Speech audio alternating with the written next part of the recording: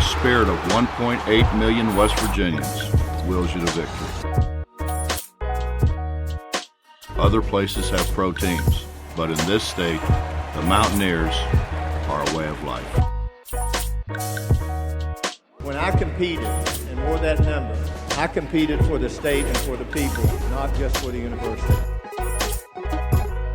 Now, let's roll out the carpet and bring on the Mountaineers. Pittsnuggle spree. Yes! Alexander. Robinson comes back. It's a dunk right at his feet. Send it in, Joe. Butler into the lane, into traffic. It goes again. West Virginia has won its first Big East championship. So long, Big Blue. Hello, Golden Blue. The West Virginia Mountaineers are going to the Final Four.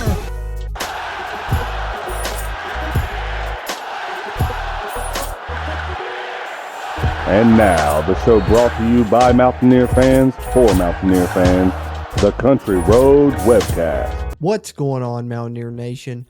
Welcome into episode 13 of the 2022-2023 CRW Hoops podcast as we continue to cover the West Virginia men's basketball season.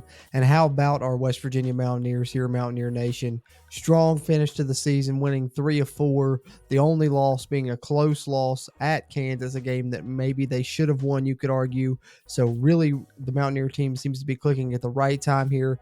They got it done, what we needed them to do in order to reach the NCAA tournament. Because could you guys hear that? I hear it. It sounds like dancing music to me. Sounds like a ticket being punched for the West Virginia Mountaineers. And I, for one, like most of you, I'm sure, couldn't be happier to see West Virginia get that final win of the season in the regular season finale there on Senior Day, to also earn their 18th win of the season as West Virginia officially finishes the regular season at 18-13 overall and 7-11 in Big 12 conference play. You got to love it as a Mountaineer fan. Perfect time for the team to seemingly start to come together, it seems like, and start to kind of hit their stride at the right time here at the close of the season, winning 3 of 4 to secure their spot in the NCAA tournament. That is what is believed right to be the situation right now for West Virginia as we head into the Big 12 conference tournament coming up starting this week. And we're going to try and cover that here on the Country Roads Webcast as well. For those of you on the audio sides, that will probably mean post-game reaction shows that will only be exclusive to the YouTube. So if you're listening to this episode on the audio side, be sure you're hopped over to the Country Roads Webcast YouTube page and subscribe there as well. Going to try and do some post-game reactions here for these West Virginia games throughout the Big 12 conference tournament as they will, close this week, and Selection Sunday now under a week away, and we'll know where West Virginia ends up in the NCAA tournament, but hopefully we will get to see a nice run in a Big 12 conference tournament ahead of that. We're going to talk about that here in the latter portion of the show, but before we get to that, we're going to take a deep dive on the win over Kansas State. West Virginia able to secure the win over the number 11th ranked Wildcats, the Morgantown finale for 2022-2023 here in the West Virginia men's basketball season. Senior Day, 6 seniors honored. We know 3 won't be returning. Got high hopes the other 3 will make it back, but we'll talk about that game and then got some Mountaineer news we need to dive into before we preview West Virginia's first round matchup in the Big 12 tournament, which they will take on the Texas Tech Red Raiders. So that's kind of our schedule here in this episode of the CRW Hoops podcast. So stay tuned here on episode 13 as we continue to roll through here with a couple Mountaineer games to cover, as well as some Mountaineer news sandwiched in between. As we kick it off with the recap of the win over Kansas State for the West Virginia Mountaineers on Senior Day.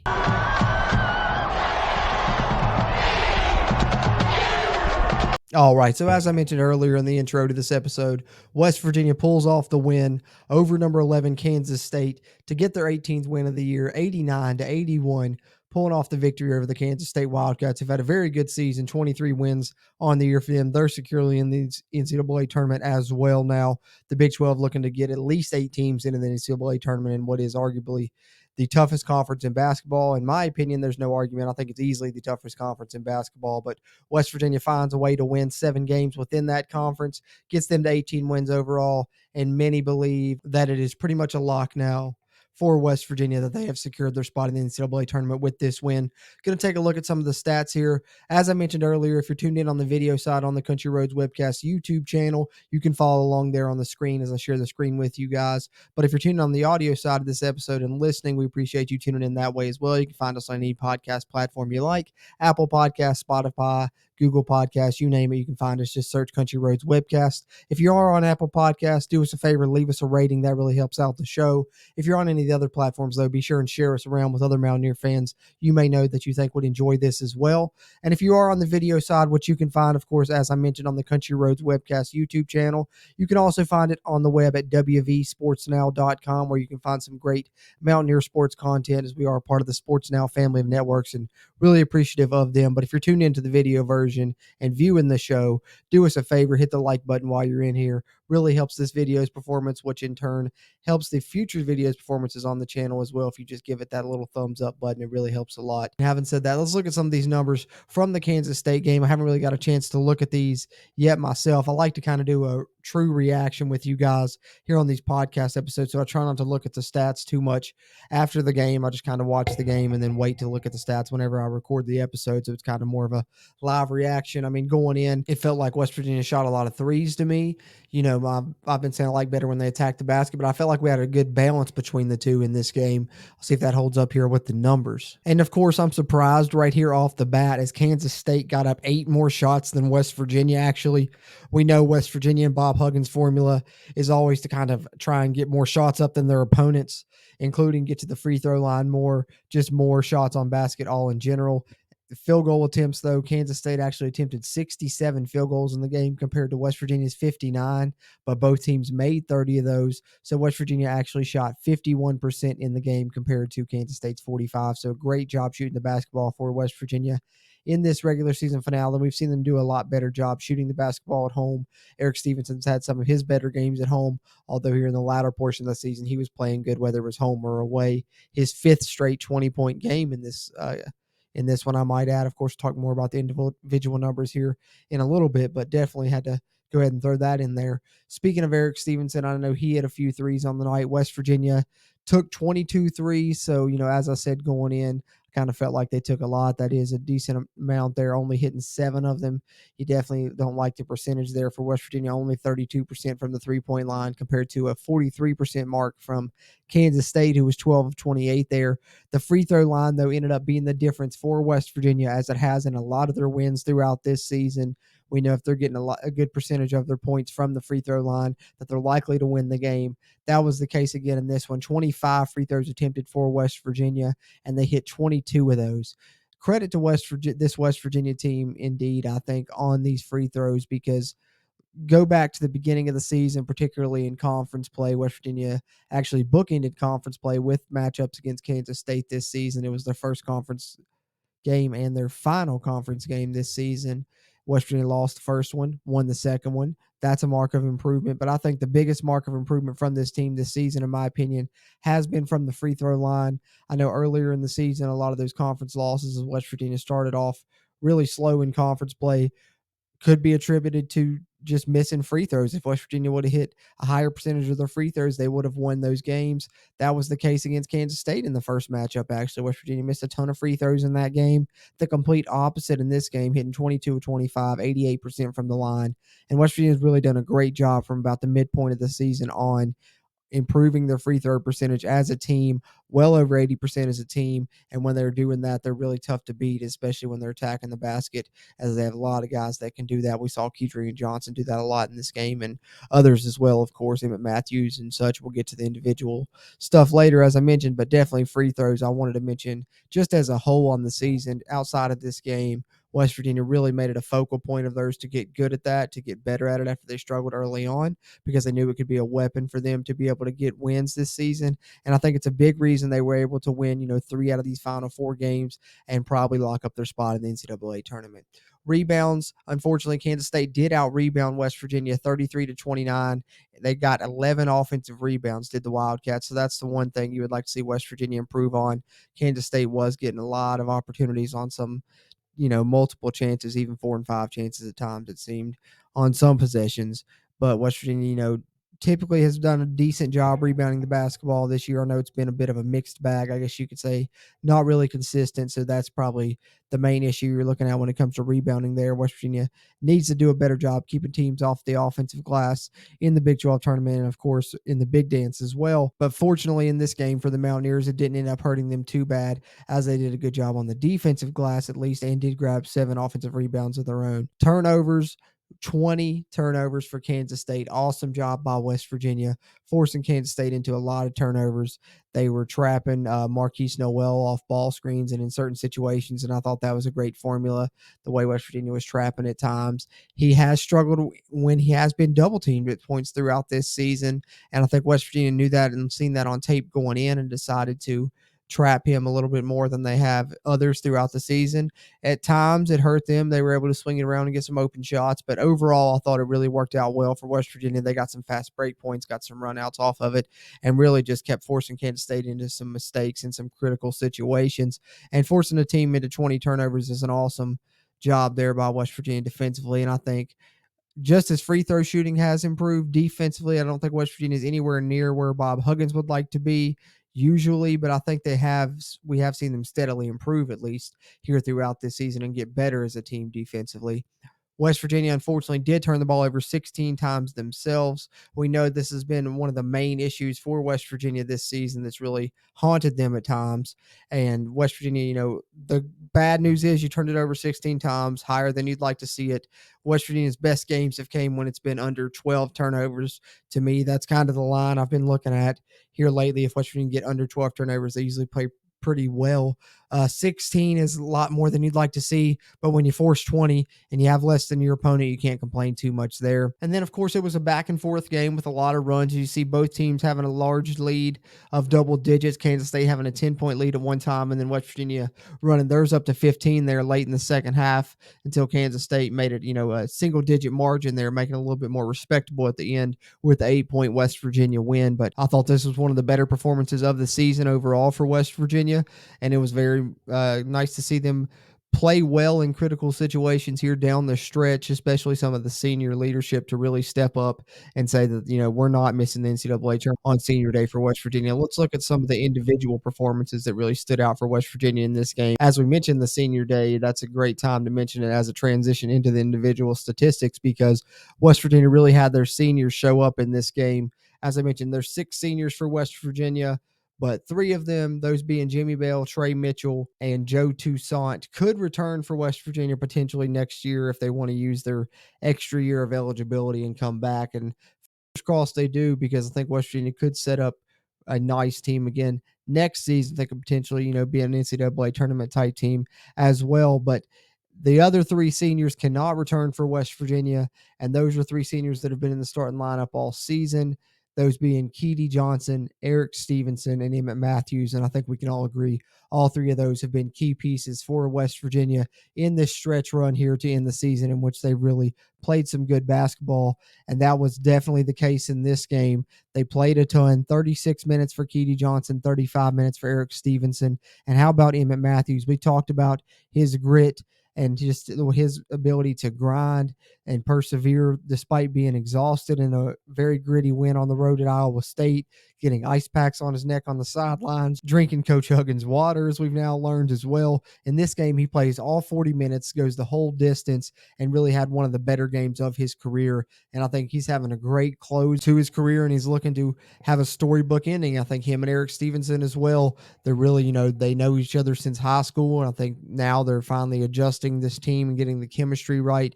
And I think both of those guys have a will to win that can really help West Virginia in a tournament situation, but we'll see how it pans out, starting with the Big 12 tournament and then, of course, the NCAAs. But Emmett Matthews, 20 points, 6 rebounds, 4 steals, 2 blocks. Awesome performance. Can't say enough. 9 of 11 from the field, barely missed a shot. 2 of 2 from the free throw line. And then Keedrian Johnson, I've mentioned it before and I'll mention it here again. amazing performance from him, time and time again defensively. No doubt, I think when he has a tough matchup of a guard that people name as a star is when we see the best Keedy Johnson. We saw him do it against Jelly Walker early in the season.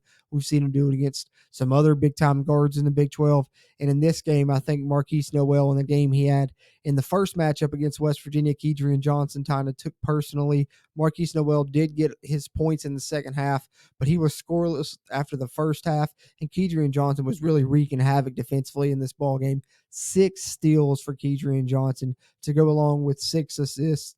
And as I've talked about time and time again on the podcast, his offensive improvements have really been vital for this West Virginia team.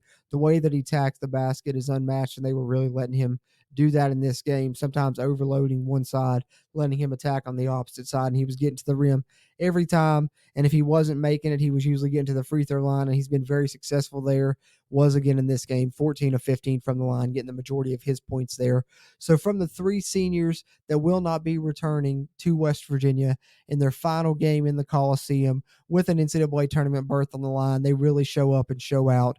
All 3 of them scoring at 20-plus points, 20 from Emmett Matthews, 23 from Keedrian Johnson, and 27 from Eric Stevenson. And as I mentioned earlier, that's the 5th consecutive 20-plus point game for Eric Stevenson, really having a strong end to his career in college basketball, and I hope he gets able to end it on a high note with some great tournament performances as well, because he certainly has a makeup of a guy that could take over March Madness and really be a star there. So I'm hoping to see Eric Stevenson continue this hot streak into the tournament. And then how about Trey Mitchell with a bounce-back game, a game after being ejected, 14 points, 6 rebounds, 2 blocks, and 1 steal for Trey. He played 39 of 40 minutes as well, 4 of 7 from the field and 5 of 6 from the free throw line. Those were the only Mountaineers in double figures. The only 2 Mountaineers to score were Pat Sumnick, who added 2 points and 4 rebounds. I think we've started to see him emerge a little bit here in the latter portion of the season, and West Virginia is going to need him, as I suspect Mo McGee will be out for the remainder of the season. So you're going to have a Conquo and Sumnick coming off the bench as your big men. And then Joe Toussaint, he's been vital for West Virginia this season. And in this game, he was the only other bench player to score 3 points, 2 assists, and 1 rebound, 3 points, 2 rebounds, and 1 assist. Had those backwards there, but also added a steal, but he did some good things there defensively as well. Took some charges and things like that. So not his greatest game, but when the starters were showing out as much as they were, they didn't give a ton of minutes to the bench games. It was a heavy starter game for West Virginia just because the way the starters were playing. As I said, your 4 main starters there, Keedrian Johnson, Eric Stevenson, Emmett Matthews, Trey Mitchell, all playing 35-plus minutes, 20-plus points from 3 out of the 4, and then Mitchell adding 14 as well. And that's where your scoring comes from, and West Virginia gets the big win over Kansas State, and we're going dancing, Mountaineer Nation. How about that? And before we get there, though, we're going to have to play a Big 12 conference tournament, and who knows what could happen there. This West Virginia team is clicking at the right time, but let's take a look at the Big 12 tournament bracket here in Mountaineer News. After we address a couple of other news subjects we got to cover here in this segment of the podcast, but we will take a look at the Big 12 tournament bracket to close out the Mountaineer News segment, which will lead into our preview of West Virginia's first round matchup and what will be the first game of that conference tournament as they'll take on the Texas Tech Red Raiders. And we'll talk about that to close out the show. But before we get there, of course, a little bit of Mountaineer News.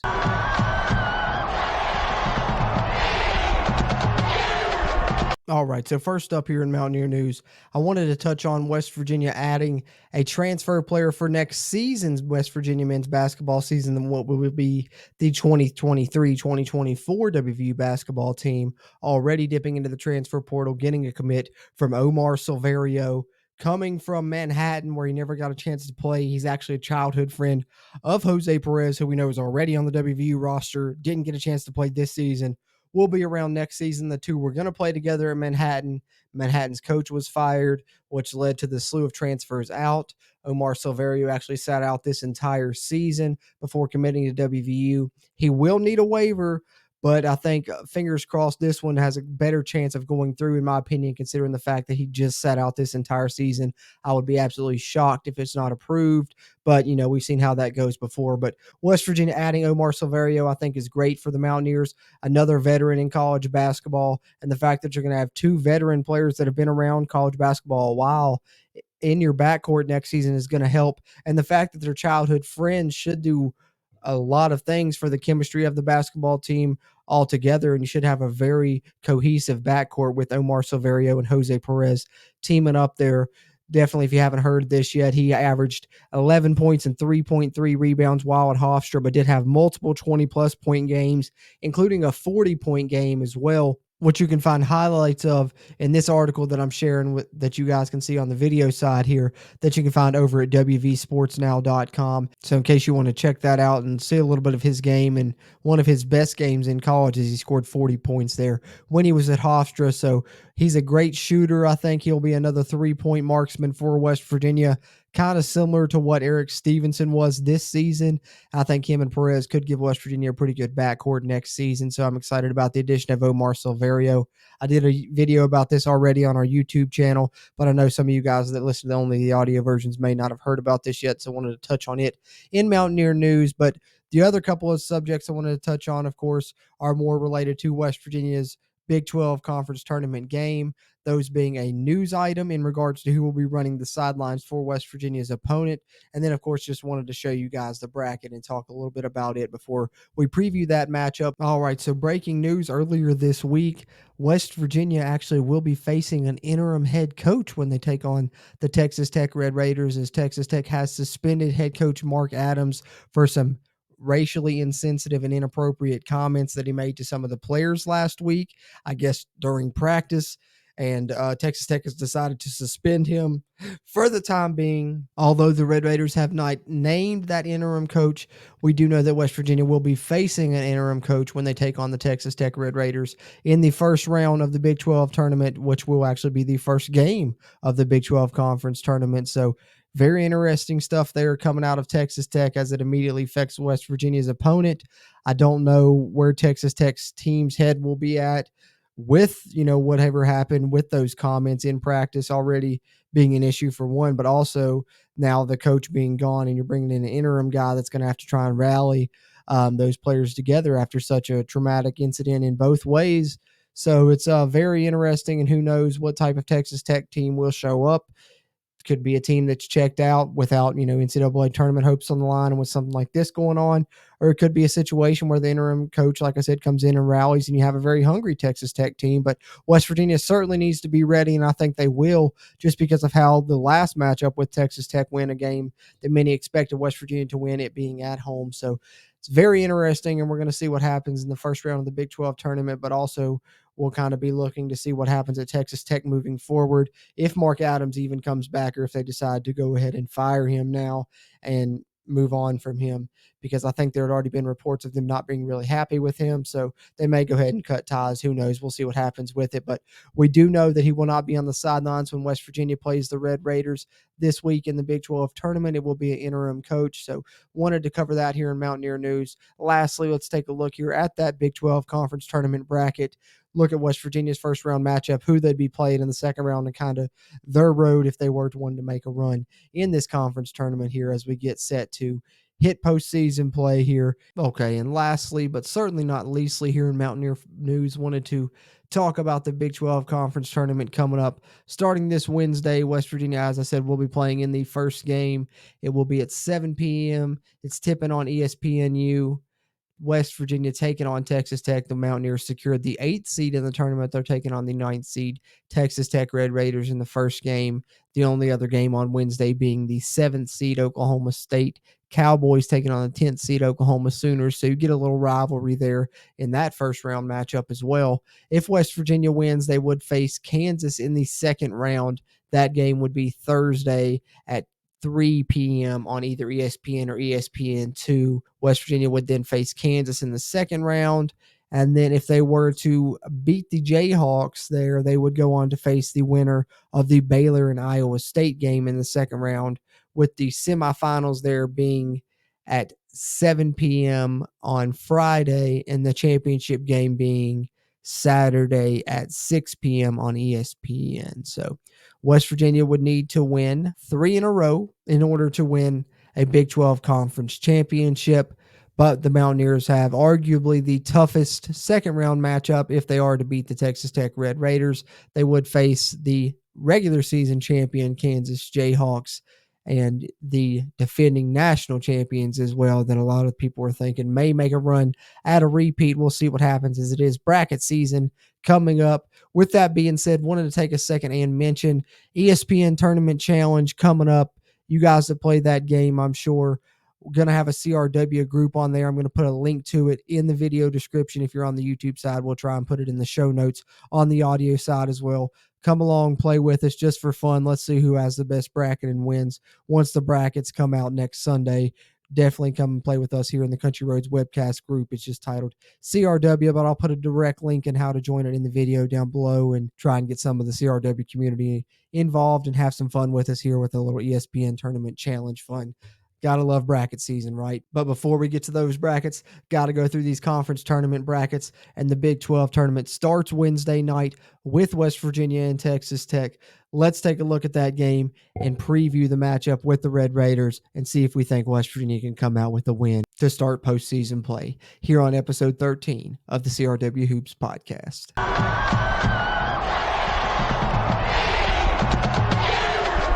Okay, so as you guys saw there with the bracket in the Mountaineer News segment, West Virginia, the 8th seed in the Big 12 tournament, taking on Texas Tech, the 9th seed in the Big 12 tournament.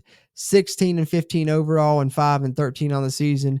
Did the Red Raiders finish in the regular season there, whereas the Mountaineers, as I said, 18-13 overall, 7-11 in Big 12 play.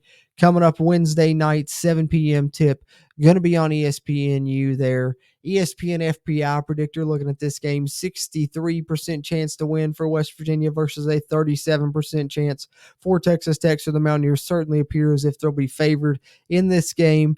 Last 5 games for both of these two teams. Texas Tech actually on a 3-game losing streak, currently losing 3 out of their last 5.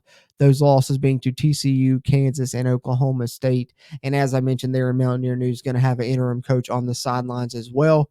West Virginia certainly doing a lot better job, winning 3 out of their last 4, with the only loss being to the number 1 team in the Big 12 that they lost to by 2 points on the road.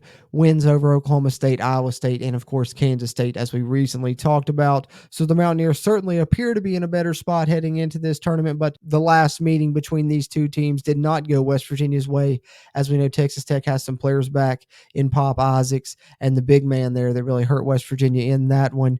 How these teams match up statistically, though, the Mountaineers averaging 77 points a game compared to 74 for the Red Raiders. While the Mountaineers are giving up 71 points a game, the Red Raiders are only giving up 68.7.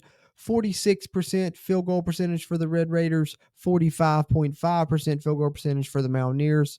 Red Raiders also rebounding at a higher clip, 35 rebounds a game compared to West Virginia's 33.8. Nearly dead even on assists, 13.2 for West Virginia, 13 for Texas Tech. 2.9 blocks a game for the Red Raiders, 3.1 for the Mountaineers, 7.4 steals a game for Texas Tech, 6.6 steals a game for the Mountaineers. So these two teams actually match up pretty evenly across the board there, team stats-wise. Individual standouts, Texas Tech, it's Kevin O'Banner leads them in points and rebounds, 14.4 points per game, 50% from the field, 81% from the free throw line, 6.5 rebounds a game. I think he's a great player for them. Harmon leads them in assists, 3.5 a game. But as I mentioned, Pop Isaacs is a player that was injured for them a lot of this season. Getting him back, I think, has been a big addition to their team. He can score it, but he can also really run their offense and dish out some assists of his own. And the big man whose name I have trouble pronouncing there, he's really been a force since he came back as well, was one of the top transfers in college basketball. And since he's came back, I think Texas Tech has been a different team. And West Virginia saw that in their most recent matchup with the Red Raiders. But hopefully West Virginia has this one circled on their calendar and probably are glad that they are matched up with Texas Tech in this first round because they want to get a little bit of revenge. Leading that charge will probably be Eric Stevenson, who after his 5th straight 20-point game that I mentioned earlier is now up to 15.5 points per game on the season, 44% field goal percentage, 79% free throw percentage. And as if he needs any more fuel to his fire, the Big 12 conference teams were announced this week, and he was only selected to the 3rd team, actually. Can you believe that? Only to the 3rd team, and hardly any other mention of any WVU players anywhere. So hopefully that's some locker room material for West Virginia as they head into postseason play. I know Eric Stevenson tweeted out the Michael Jordan gift there, that it's now personal to him. So I think hopefully it's the motivation for Stevenson. We'll see if he shows out here in the Big 12 Conference Tournament and the NCAAs, but West Virginia goes as he goes, as we know, so hopefully he does do that. Trey Mitchell has taken over as the leading rebounder for West Virginia. We've seen Jimmy Bell's face here a lot all season, but Trey Mitchell has really done a good job rebounding the ball as of late, averaging over 5 rebounds a game at 5.3. He's the Mountaineers' leading rebounder, and Kedrian Johnson remains the Mountaineers' assist leader, over 3 a game. Not pictured here, Emmett Matthews, who I think is having a great close to his career, and as I've mentioned in the past, is the heart of this team to me and the glue guy. I think he steps up as well in this tournament. I like the matchup with Texas Tech for West Virginia, not simply because I think West Virginia matches up with them well, but the aforementioned loss that West Virginia suffered, I think, is going to be a motivating factor. I think the revenge factor is going to be at play. I think West Virginia is going to show up and be ready to get this win and go face the Kansas Jayhawks. So if you're asking me for a prediction, I like the Mountaineers in this one by 8 or 9 points over Texas Tech. I think it even could be a double-digit win for the Mountaineers in this one. I know that sounds crazy after you lost to this team the last time you played them, and they still have some of those players back that really hurt you in that game that they didn't have in the first matchup when West Virginia was able to defeat them in Lubbock. But I think the fact of them not really having too much to play for, they're probably not going to make the NCAA tournament, save making a big run in the conference tournament. That in a company of the drama that's going on right now within their team because of the things that happened with their coach and an interim coach walking on the sidelines now running this team. Who knows how much different he's going to be. Just a lot of factors that I think, when put together, seem like they're going to affect Texas Tech negatively, and that in accordance with the West Virginia team that really seems to be hitting their stride right now. I think the Mountaineers win this one fairly easily. I'll say a 7 to 10 point victory overall for West Virginia, and they'll move on to face the Kansas Jayhawks. Like I said, I'm going to try and do post-game reaction for this game, so head over to the Country Roads Webcast YouTube channel and look for that after the conclusion of the game, and I'm going to try and do that for West Virginia's games throughout the Big 12 Conference Tournament as they hopefully have a couple to play here moving forward. But that'll pretty much wrap up this preview against the Red Raiders. I think the Mountaineers get a win, and we'll see them play again in the Big 12 Conference Tournament. But nonetheless, we'll see them play in the conference tournament's very first game, no matter what, at 7 p.m. on Wednesday night, as I said, televised on ESPNU if you want to check it out. But hopefully my prediction rings true, and West Virginia is able to pick up a first-round win in the Big 12 Conference Tournament over Texas Tech.